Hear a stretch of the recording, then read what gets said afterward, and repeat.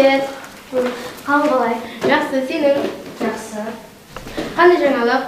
Мен кеше мамамен магазинге барамын, сол күшті балқаттарды алдым. Қарашы қандай сәлем. Әдемі екен. Рахмет. Иә.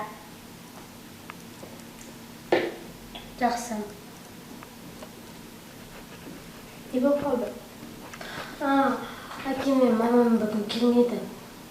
Онда сен жүр, біздің үйге қона сал.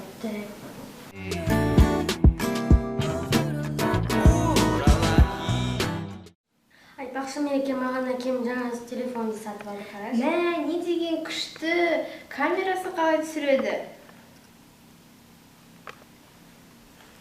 Осы бар ғой мен қыздардың достықтарына сенбеймін.